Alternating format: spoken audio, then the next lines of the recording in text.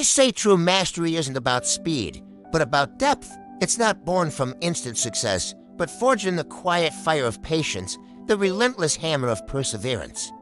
And the unwavering flame of dedication? I learned this not from a book, nor from a grand lecture, but from the gentle hands and profound wisdom of an old man named Mr. Silas. I was a restless boy named Ethan, always eager to leap to the finish line, convinced that the fastest path was always the best.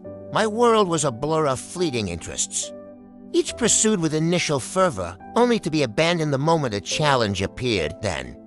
One summer, a twist of fate led me to Mr. Silas, the village's revered woodcarver.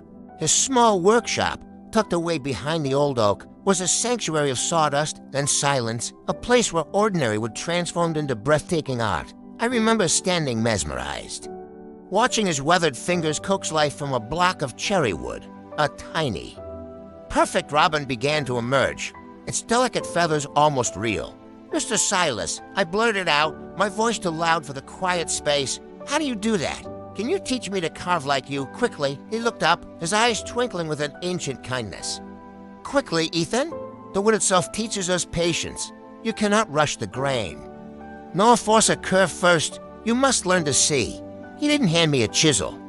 Instead, for days, he had me sand blocks of wood, not to carve, but to feel the surface, to understand its resistance, its warmth. I grumbled, my impatience a buzzing fly in my ear. "This is boring. Mr. Silas, when do I get to make something beautiful?" He simply smiled. "A river carves a canyon not with force, but with relentless, patient flow. Before you create, you must learn to be still."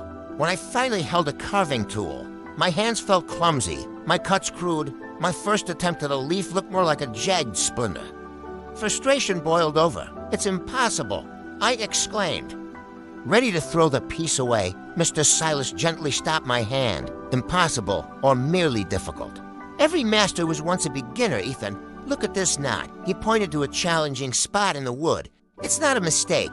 It's a part of the wood story. Your challenge is to work asterisk with asterisk it.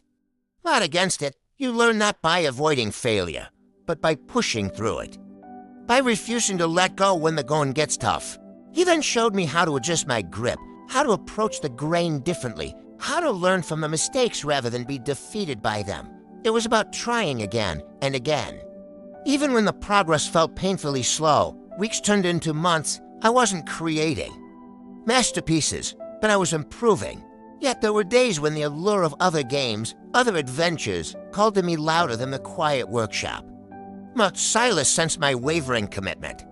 "Passion, Ethan, is a spark. Dedication is the fuel that keeps it burning, day after day, even when the wind tries to blow it out. It's not just about the grand carving you dream of, but the small, consistent effort you put in today. It's showing up, even when you don't feel like it.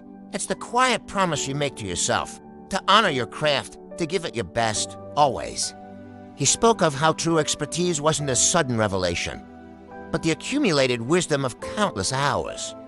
Each one a tiny brick in the foundation of mastery, slowly, imperceptibly at first.